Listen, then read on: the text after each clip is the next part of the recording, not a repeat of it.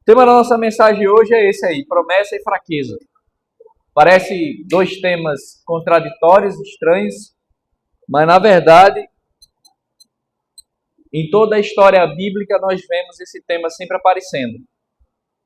É estranho para nós olharmos para a história bíblica e essa é uma crítica que eu sempre faço em relação a filmes, séries, que envolve temática bíblica, né? Porque no filme, na série, você vê as pessoas assim tão maravilhosas, né? Os homens tão santos, as mulheres tão santas. É um negócio tão maravilhoso. Você diz assim, meu Deus do céu, eu não valho nada desse jeito. Nem crente eu sou, né? Mas quando você lê o texto bíblico, você vê uma coisa muito maravilhosa, né? Você vê, na verdade, como as pessoas são de fato. Você vê o contraste entre aquilo que Deus nos chama a viver e aquilo que de fato a gente vive. Por isso que esse tema, né, de promessa e fraqueza, eles estão juntos ali na história bíblica, né?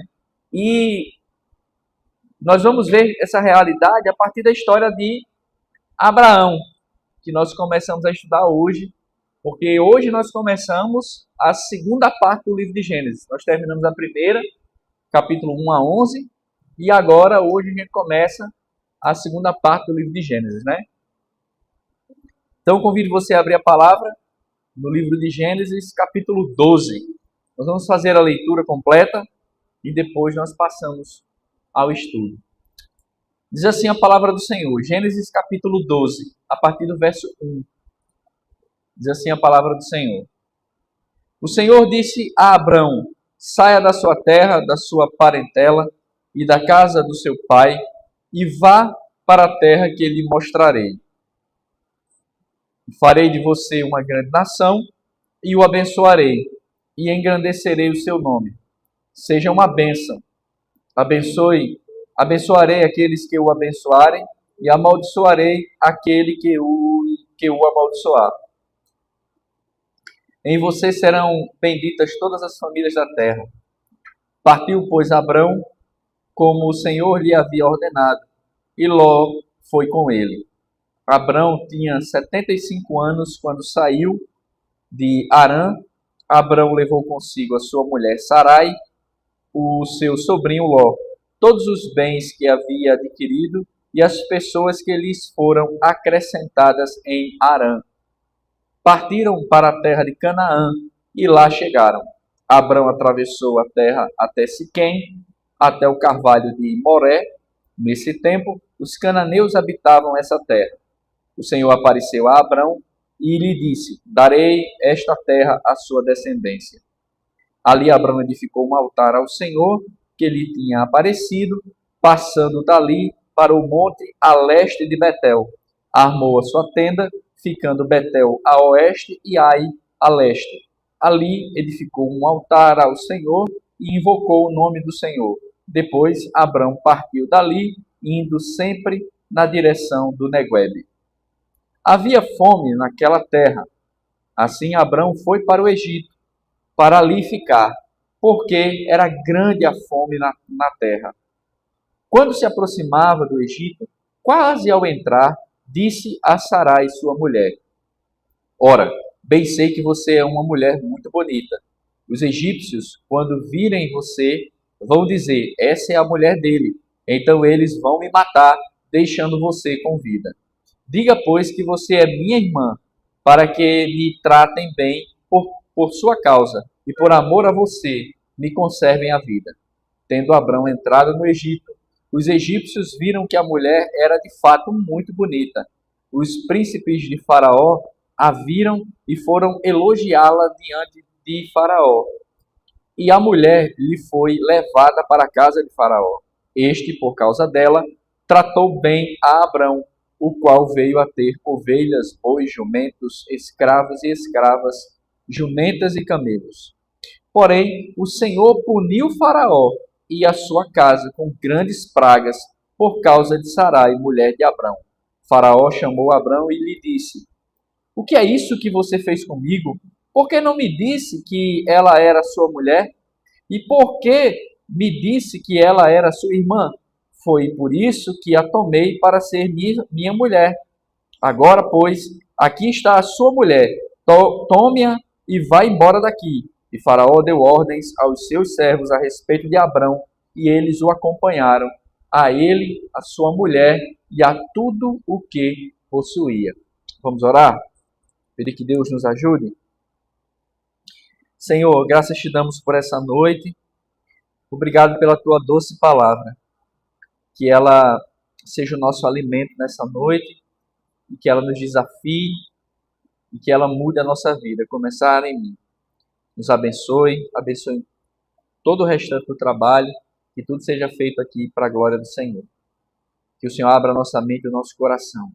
Essa é a nossa oração e nós pedimos tua proteção em nome de Jesus. Amém. Irmãos, toda a história das origens aponta, na verdade, para a grande história da redenção do povo de Deus, daqueles a quem Deus chamou e salvou. Então, toda a história da Bíblia, de Gênesis até Apocalipse, é a forma como Deus está contando para a gente como Ele nos salvou. Então, na verdade, o tema bíblico principal de toda a Bíblia é como Deus salva pecadores. Então, nesse sentido, é isso que também nós vamos enxergar aqui na história de Abrão, que nós começamos agora, nessa segunda parte do livro de Gênesis.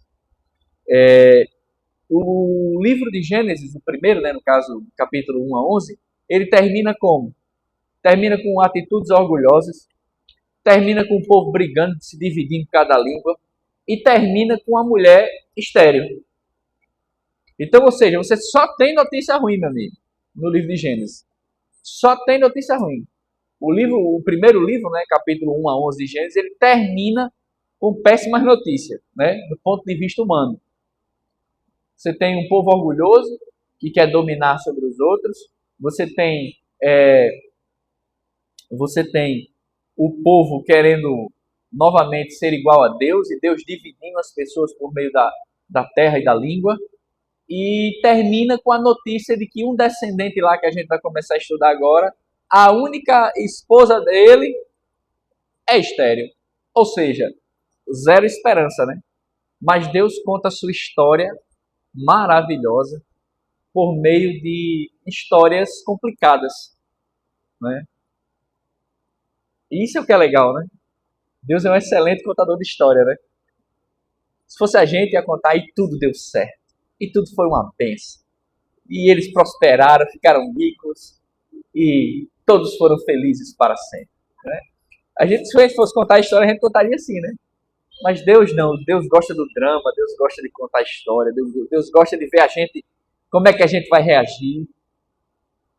E essa é uma das histórias muito maravilhosas, E essa história, especificamente de Abrão, por isso que eu coloquei esse tema na mensagem de hoje, Promessa e fraqueza.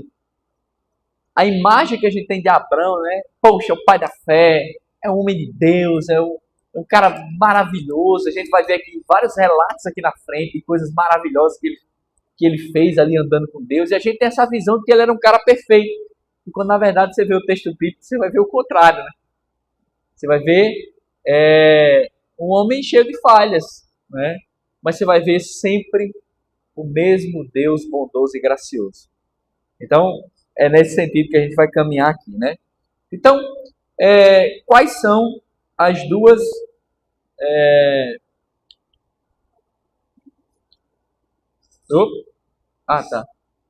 Quais são as duas perguntas mais importantes? A gente vai se guiar por duas perguntas para estudar esse texto aqui, certo? A primeira pergunta é: qual foi a promessa? Qual foi a promessa que Deus deu? Nós vemos isso, verso 1 a 9. Então, se nós observarmos isso aqui, se a gente prestou atenção, Se nós prestamos atenção aqui nesses versos, na leitura, é muito interessante. Porque Deus chega para Abrão e diz assim: ei, é isso que Deus diz, Verso 1 aqui, ó. O Senhor disse a Abrão: saia da sua terra, da sua parentela e da casa de seu pai, e vá para a terra que eu lhe mostrarei. Meu amigo, você não tem Deus dizendo, ei, Abraão, acorde, Abraão, ei, o que você acha de você ir ali para um canto ali que eu vou lhe mandar? Aí Abraão, não, peraí, quais são as garantias que o senhor vai me dar? Existe algum contrato, seguro-desemprego, caso dê errado eu tenho como voltar? Deus apareceu para Abraão e disse assim, ei, saia dessa terra e vá para o lugar que eu vou lhe mostrar. Você não tem meias explicações. É Deus dando uma ordem. E por que ele faz isso? Porque ele é Deus, né? Deus é soberano. Deus não precisa dar explicação para ninguém. Inclusive para a gente. E Deus foi lá e chamou Abraão e mandou ele sair da casa. Sair da terra aqui, meus irmãos, já é um... Isso aqui já daria uma mensagem, né? Eu sei que a gente tem pouco tempo, mas pense aí 10 segundos. Imagine Deus aparecer para você. Não vá dar uma de super crente, não. Não existe super crente aqui não, tá? Todo mundo é pecador do mesmo jeito que Abraão aqui, viu? Vocês vão ficar com raiva de Abraão daqui a pouco. Todos vocês estão tudo animados, porque vocês veem os desenhos de Abraão. Eu vou cortar essa animação de vocês daqui a pouco. Mas, vamos lá. Imagine por 10 segundos. Você tem seu emprego, sua casa, tem sua família por perto. Alguém seu filho ficar doente, você chama sua irmã, sua tia, sua avó, para tomar conta do seu filho enquanto você vai trabalhar. Vocês estão entendendo que a gente tem aqui todo um corpo de pessoas que nos apoiam. Eu tenho isso, vocês têm isso, né? Abraão também tinha. Quando Deus apareceu para ele, Deus disse o quê? Saia daqui, vá para o lugar que eu vou lhe mostrar. Já imaginaram isso aqui? Saia da sua casa agora e vá para onde eu vou lhe mostrar. Isso aqui é muito difícil, meu amigo. Abandone sua casa, seu emprego, seu trabalho, sua família e vá para onde eu vou lhe mostrar. Não é para qualquer um, não, mesmo. É muito. Eu não vou nem entrar, só para assustar os irmãos isso aqui. Porque realmente Abraão, ele tomou uma atitude assim que poucos teriam coragem de tomar. Literalmente, ele deixou tudo para obedecer à voz de Deus. Em nenhum canto você vê Abraão dizendo assim, peraí, o que eu vou ganhar? Em nenhum canto você vai ver ele dizendo isso. Ele só se levantou e foi. Carregou a esposa, o pai e o sobrinho e todo mundo ali, né? Lembra que o pai de Ló morreu, né? Gênesis 11 diz isso. Então, ele carregou o sobrinho, pegou todo mundo, tudo que ele tinha e foi-se embora para onde Deus mandou. Então, nesse sentido, Abraão, ele é um exemplo para nós, né? Só que o foco aqui da passagem, verso 1 até o verso 9 do capítulo 2, não é a pessoa de Abraão. Boa parte das pregações que eu já ouvi no capítulo 12 de Gênesis, a ênfase principal que os pregadores dão é em quem? Em Abraão. Só que o capítulo não dá ênfase na pessoa de Abraão. Por mais legal e corajoso e obediente que ele seja. Mas o foco do capítulo 12 aqui é em quem? É na promessa de Deus. Que ele começa a declarar aí no verso 2. Então, em primeiro lugar, verso 2 e 3, essa promessa, Deus dá a Abraão prometendo-lhe, em primeiro lugar, o quê? Descendência. Ou seja, família. Farei de você uma grande nação e o abençoarei e engrandecerei o seu nome. Seja uma bênção. Abraão, ele recebe a primeira de todas as bênçãos que qualquer homem ou mulher pode receber na vida, que é ter um filho. Que é ter a possibilidade de descendência. É ter continuidade. Então Deus promete a ele, e aí você entende porque que no capítulo 11 nos é dito que Abraão casou com Sarai. Aí tem só um verso, né? O verso 31 do capítulo, perdão, verso 30 do capítulo 11. Sarai era estéril, não tinha filhos. Na cabeça de Abrão, eu acho que ele ainda estava tentando entender a ordem de Deus. Saia e vá para a terra que eu vou lhe mostrar. Quando ele estava começando a se equilibrar mentalmente, aí Deus ainda solta essa agora, né? E eu vou lhe dar uma descendência. Ele está com 75 anos. Sara provavelmente tinha aí os seus 60. A primeira coisa que veio na mente de Abrão foi o que está na cabeça de vocês. Oxe, será que vai dar certo? Assim, todo mundo pensou isso, né? Todo mundo pensou. Ora, eu tenho 75, minha velhinha tem 60. Será que vai dar certo?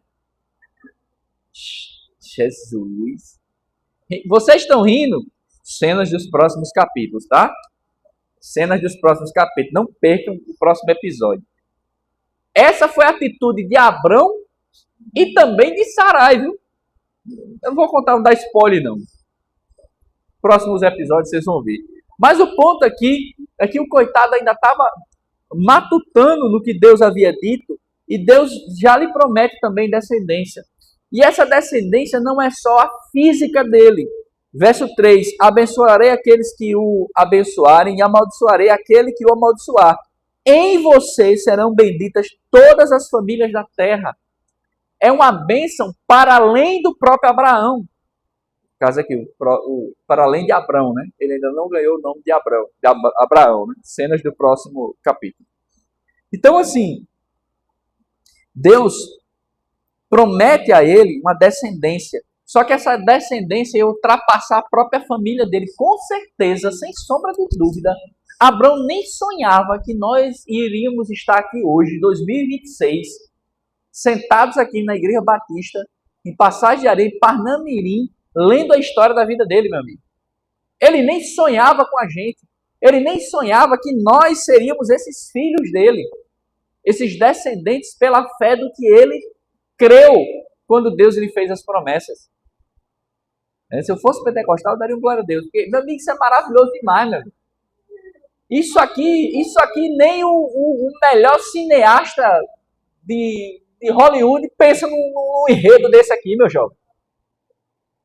Isso aqui é incrível. Só Deus mesmo para escrever um negócio desse, meu amigo. Para direcionar os homens de Deus para escrever isso aqui. Então, a bênção de Abraão é a promessa de que ele teria descendentes, não só de sua carne, mas daqueles que seriam descendentes dele pela fé. A resposta de Abrão, novamente aqui a ênfase não é nele, mas o texto também mostra as suas qualidades. Verso 4 a 6, Abrão ele obedece a Deus e sai da sua casa com tudo que tinha e com todos de forma radical. Abrão é alguém que obedece a Deus em tudo.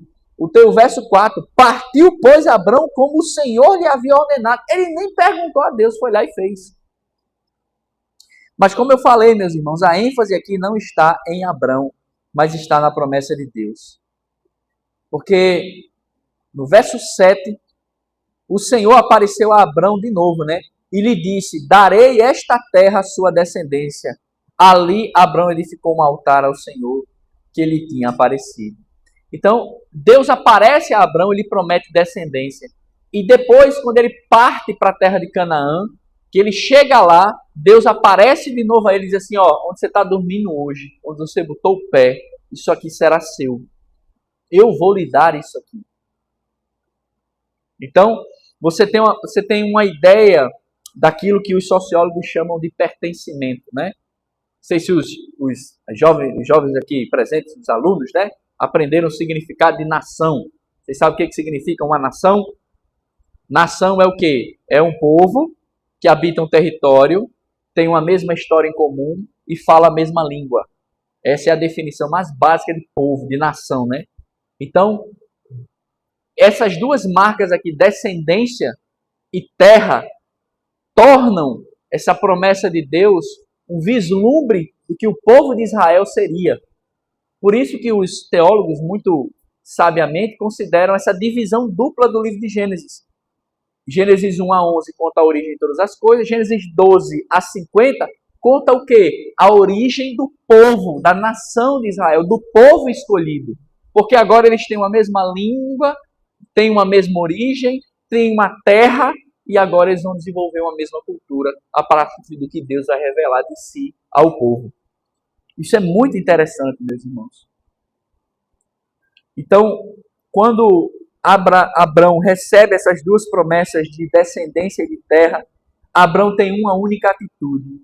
Então, Abrão adora a Deus edificando um altar e dedicando ele ao Senhor. Essa é a atitude do coração que entende as bênçãos do Senhor de forma profunda. Ele vai lá e adora. Ele se prostra e adora ao Senhor, constrói um altar e oferece ao Senhor uma adoração. O que é mais lindo no texto bíblico é que nós, em Cristo Jesus, nós somos essa descendência de Abraão pela fé. Essa promessa, meus irmãos, ela se estendeu até nós. Romanos 4, 11, 12, Gálatas 3, 7 e 29 nos dizem isso. Nós somos descendentes de Abraão pela fé. Quando nós imitamos a fé que Abraão teve, confiando na promessa de Deus, nós somos descendência de Abraão. Nós fazemos parte desse povo que recebeu essa promessa. Essa promessa de Deus, ela é a promessa de que Deus ele seria fiel eternamente para com aqueles que ele escolheu. Meus irmãos, isso é muito maravilhoso. Deus seria fiel para com aqueles a quem ele chamou eternamente. Não há nada que eu e você nós possamos fazer. O pecado ele não tem força para quebrar a promessa de Deus. Satanás não tem poder para quebrar a promessa de Deus. O meu pecado não tem força para quebrar a promessa de Deus. Isso não é uma desculpa para você viver no pecado. É apenas uma segurança de que quando Deus ele promete algo, ele é fiel para cumprir. E a gente vai ver isso agora. Lembra que eu falei para vocês? O povo se anima, né? Olha Abraão, pai da fé. Oh, meu Deus, vamos imitar a fé de Abraão. Aí vem a segunda pergunta, né? Nós falamos sobre a promessa e agora vamos falar sobre o quê? A fraqueza. O texto aparece. A Bíblia é linda demais. Eu não sei como é que alguém lê a Bíblia e diz, a Bíblia é chata. Chata é você, meu. Isso aqui é maravilhoso. Isso é um negócio magnífico, meu. Isso aqui é o alto nível. Não existe nada igual a isso aqui, não. A Bíblia ela animou você, né? Olha, recebeu promessa, descendência, filhos. É um homem maravilhoso, é rico. Tem um monte de bens. Oh, aleluia! Aí a Bíblia vai... Quando a gente enche nosso balão, né? Aí vem Jesus com um palito de dente e pá! Estoura o balão da gente. Como? Desse jeito aqui, mostrando a fraqueza. Meus irmãos, com todo o respeito que eu tenho ao grande Abrão, ô caba frouxo! Vocês não tem raiva não quando lê essa passagem aqui? Eu fico bravo demais quando eu leio essa passagem. Ô caba... Se um caba chega desse jeito, frouxo desse jeito, para pedir namoro, minhas filhas ou a filha dos irmãos aqui, pode terminar o namoro. Diga, não, vai namorar não. Caba frouxo da moléstia. Olha o que Abrão fez. Né? Vamos lá, vamos entender a fraqueza aqui, verso 10 a 20. Novamente, né? O verso 10 daria já uma pregação, né? O verso 10 já daria uma pregação aqui, né?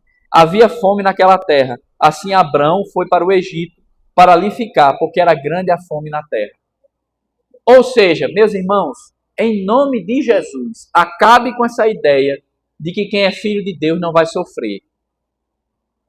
Quando tem terremoto, treina a casa do crente e a do descrente. Quando vem virose, pega nos filhos de crente e nos filhos de descrente também. Bateu a fome no busto de todo mundo. E detalhe, Deus tinha feito a promessa a Abrão. A gente acabou de ler, verso 2 e 3 e verso 7. No verso 10, bateu a fome na terra. O que acontece com Abrão? Ele tem fome. E aí ele vai para onde? Fica parado. Não, Deus vai prover. Aleluia. Não, ele é inteligente. Ele diz o quê?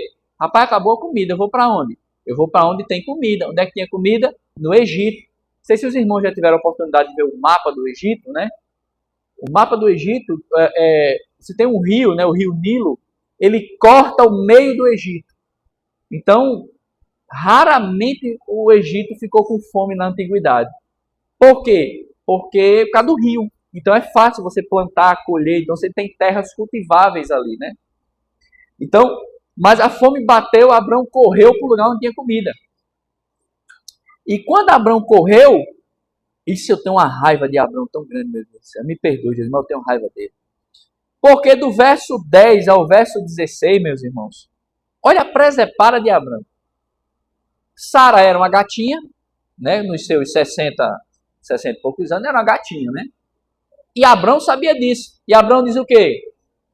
Abraão chega para Sara e diz assim: broto, tu sabe que tu é gata, né? E eu sou frouxo. Quando a gente chegar no Egito, tu diz que tu é minha irmã. Vocês não entendem. Deixa eu esclarecer o que Abraão fez assim. Abraão ele é tão frouxo que ele fez o seguinte. Ele diz assim, tu diz que tu é minha irmã. Porque os egípcios vão ver que tu é muito bonita.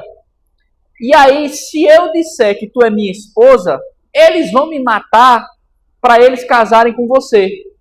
Mas se eu disser que tu é minha irmã, eles vão dizer o seguinte, poxa, eu vou agradar o irmão dela. Por quê? Porque na antiguidade, uma mulher que não tinha pai, mas que tinha um irmão na família, na antiguidade as pessoas sabiam que ela poderia ser dada em casamento pelo irmão.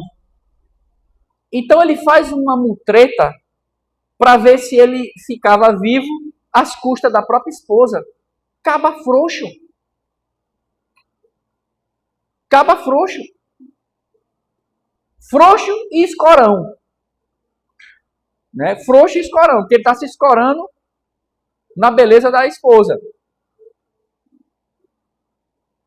E aí, mas não é só isso que mostra a fraqueza desse homem.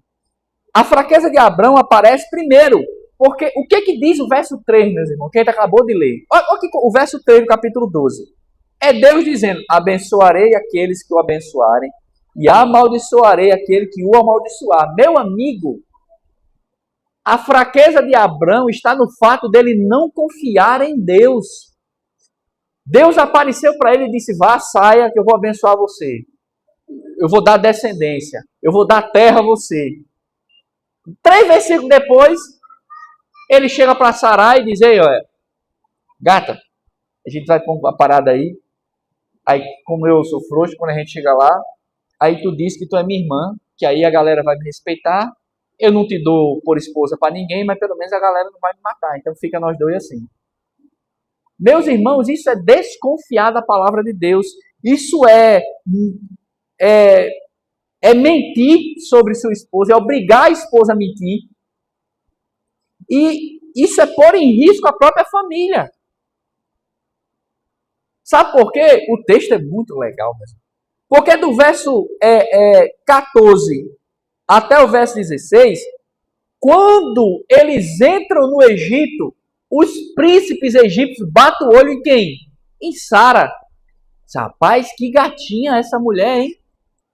Essa mulher é um broto.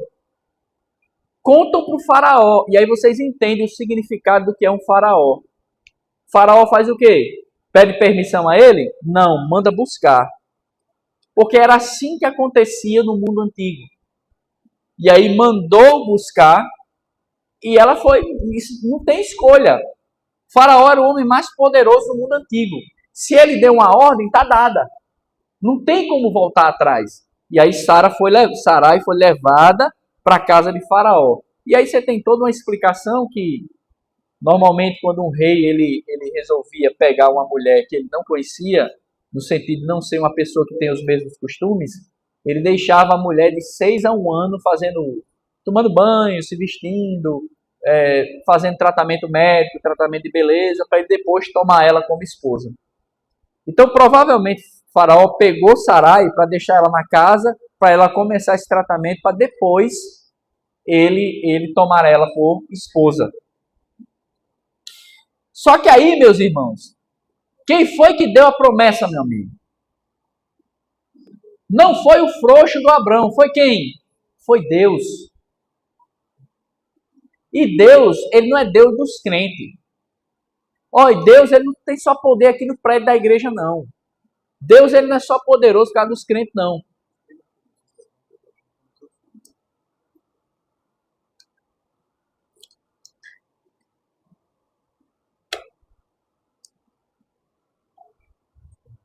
Acho que é a caixa. É. Então, assim, Deus, ele não é só Deus dos crentes, não, meus irmãos. Ele é Deus de toda a terra. Quem manda no mundo é Deus.